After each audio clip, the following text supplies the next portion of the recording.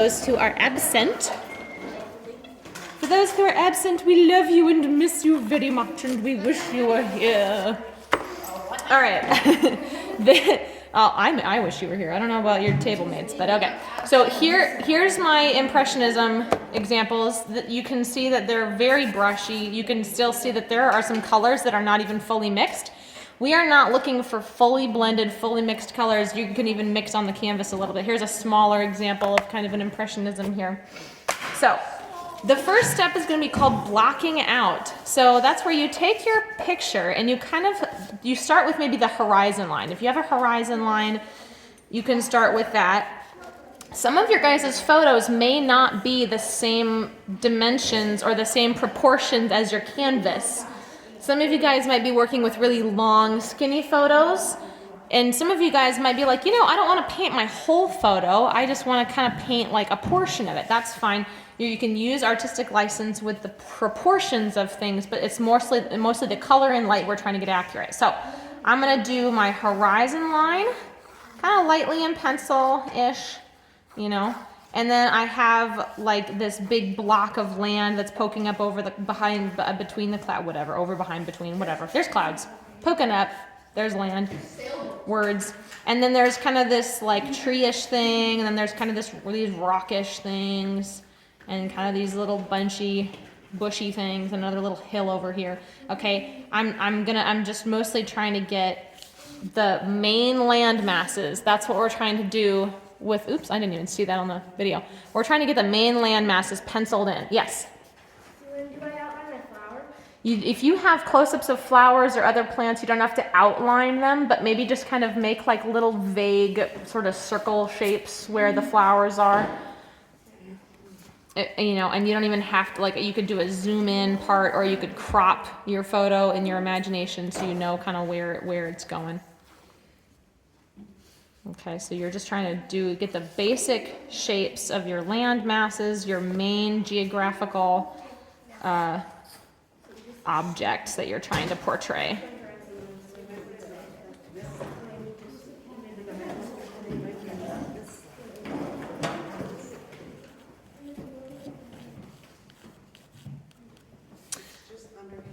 Now, my pencil line blocking out does not necessarily match my photo. I'm going to put this road here, right there, and I'm going to make that butt down against that hill right there. So the placement of things is not as important to get correct as the color.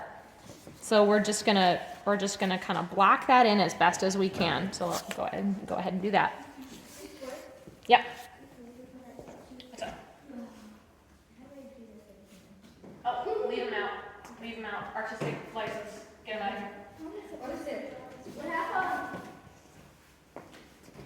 Just the shape of it. Yeah, kind of base it on your best estimation of the basic shape. Remember that we're making an impression of the landscape. It doesn't have to be photo accurate. I would finish it like kind of this. Yep. You're kind of blocking out the major shapes. What?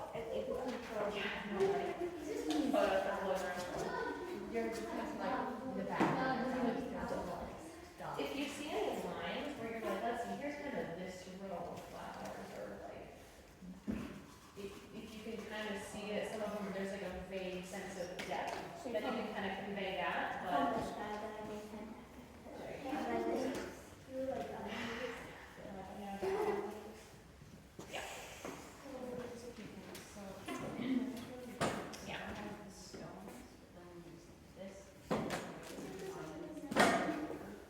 Yeah, so you can maybe do a couple of lines in the water, but I wouldn't focus on that so much. You're mostly capturing this main sort of triangle here, this sort of bump there. Don't worry about the individual stones, you can put those in later. This horizon or this like the land where the land meets the water, maybe that line there. The line, and then like the mountain. Make sense? Okay.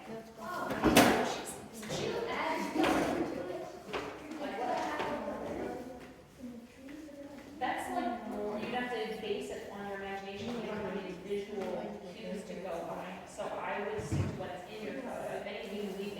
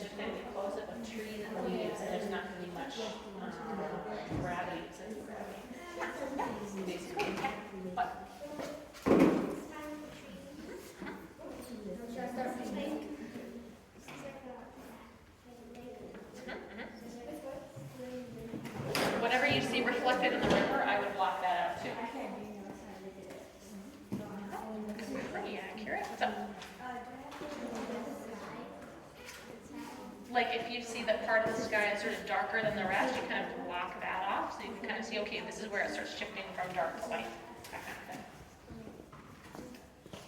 Okay. Palette and paper. Yeah. Is this like how big I should be one of the dots for like the flowers? It's a pretty big flower. Yeah. Looks about right. What colors do I even need for mine?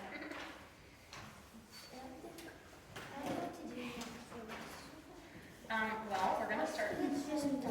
Yeah, I wouldn't draw anything in the sky if I were you. Yeah.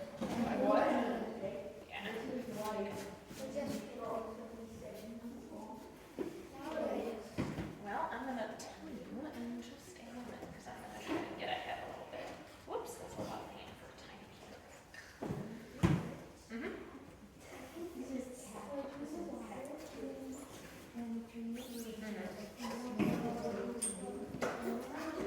Maybe the reflection of the water. Oh. For the mountain line. Yeah, it's gonna lead up near the top. Yeah, sure, certainly. Okay. Borrow a brush.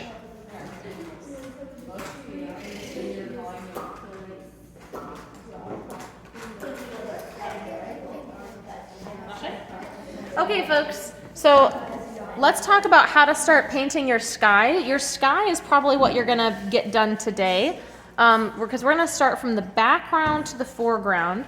I know I said earlier, whatever is farther away is probably gonna be bluer than what's ever closer to you, but it also depends on the time of day. Just everything might look kind of bluish, so you kind of use your best judgment.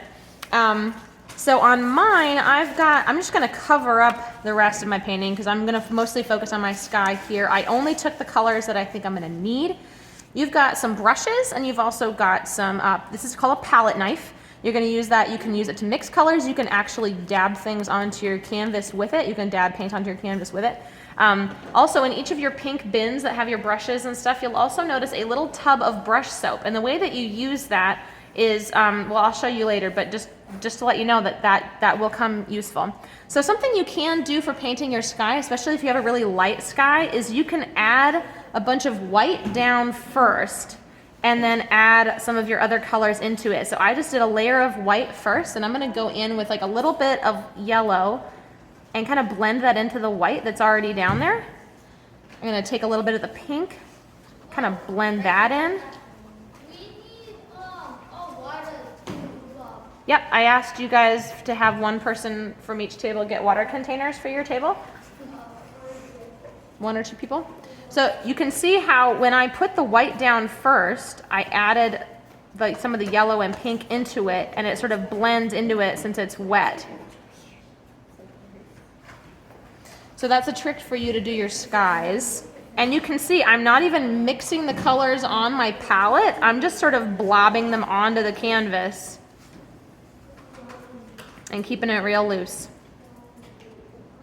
And we talked about last time how the different blues and the different reds make different colors together depending on how you mix them. We talked about tints, we talked about shades. Use your knowledge from last time about color mixing to try to capture the colors as best you can. You don't have to capture the exact cloud shapes or the exact size of everything. You're mostly trying to capture the color. Also, don't forget, especially important with a canvas this size, paint your edges. Don't just leave them blank. You need to paint your edges because it's really hard to find frames that are this size actually, or frames that, and frames are expensive no matter what size they are. So if you want to just be able to plop this right up on the wall when you get home, which, I mean, come on, who doesn't? Definitely paint the edges because it takes like 2 seconds of your time and it's always, always, always worth it. So why did you paint your edges? So that you can immediately pop it up on the wall when it's done. Yep, so you don't have to frame it. Because it's like Instaframe. Yes. What's this for? I don't get it. That's the brush soap. I'm going to show you how to use that momentarily.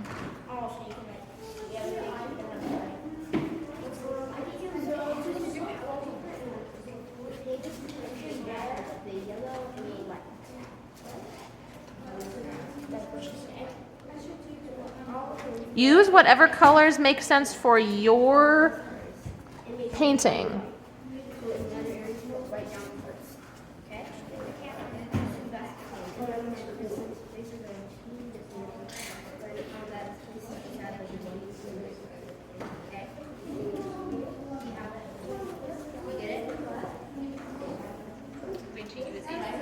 Yes. I think probably this is the blue that shows up most in your sky because it's got more of the greenish in it. And you could maybe add a little bit of this yellow. Do you see how it kind of turns yellow down there? So it goes from blue kind of progress. Oh, you don't need that much because this is a small canvas. So yeah, just that much is plenty. These are very small paintings, you guys, so we really don't need a whole lot of color. You can always get more if you need.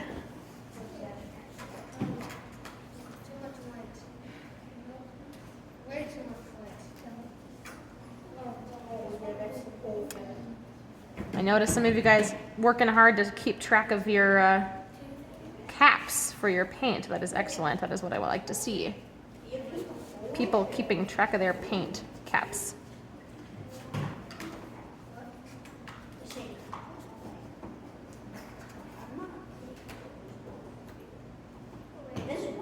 Yes. What do you need, my dear? Color mixing? No. So when you said do the edge, why? The edge, just this edge.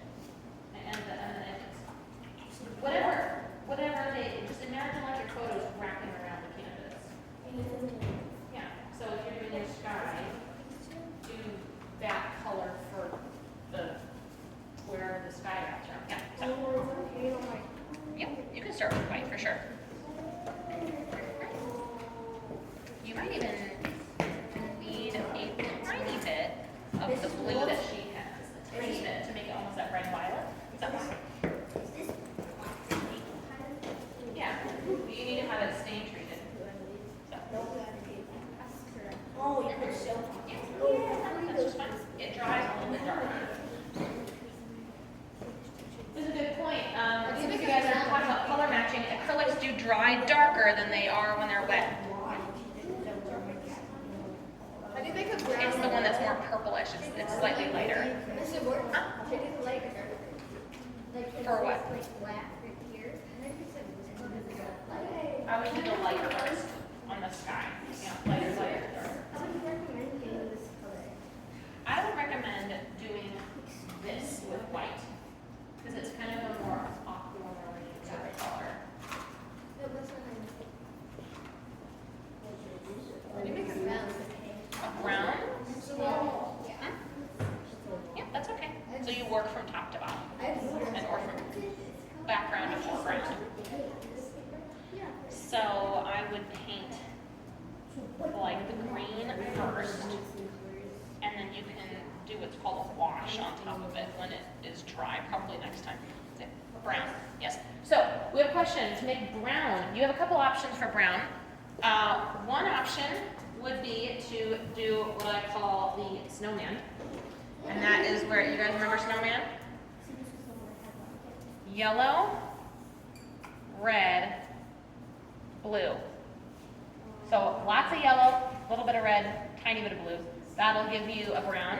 Another thing that you could do would be opposites. So red plus green will get you a blue. If you have a red and you mix a green and you add red to that green, you'll get a brown. You'll also get a different brown if you mix up a violet and add yellow to it. That will also get you a brown. Or if you have a blue and you mix an orange with it, if you mix up an orange and you add blue to it, that will also give you a brown. They'll give you different browns. And also add white to any of those to give you different tints of brown. Just depends on what kind of brown you're going for. Yeah. And if you have a color that didn't work out quite right, like I have this spot right here, which looks like a little bit too greenish, don't worry too much acrylics dry pretty quickly and you can paint over stuff pretty easily. So if something just looks a little wonky and you're like, I don't like how that looks, don't fret. Don't fret, my children. Don't worry yourself too much because it can be painted over. It's not the end of the world. Whatever it is. Well, it's probably not. Not today anyway. Not in my art class. I don't have time for that. Okay, look at this brown. That makes it. And things do dry darker, so keep that in mind while you're mixing. Should I add more red if it looks like an orange? If your brown looks orange, Yeah. add more blue if it looks too orange. Whatever it looks too much of, add the opposite. How do you make like a grayish blue? A grayish blue. Yeah. Is it more of a purpley blue or like a greenish gray blue? Purpley blue. So you would take that kind of ultramarine blue, the lighter colored one, and you would mix that with a tiny bit of black and some white. And that should give you kind of that sort of slate blue. I made a gray. You made a gray with just black and white? I used yellow, red and blue. Yellow, red, and blue to make gray? Yeah, I made. Huh. There must have been some white in there as well What's the top? to kind of give it that tint. What's the top? Okay. I'm going to show you also how to use the brush soap because some of you guys have been asking about that. Basically, when we're all done with class today, what you're going to do is you're going to take your brush, rinse it really, really well in the water. While it's still wet, you're going to circle it around in your brush tub until it's nice and soapy. It's not going to work unless your brush is wet, so if you need to get more water on your brush, you certainly can. Don't put a brush that's just full of paint in here.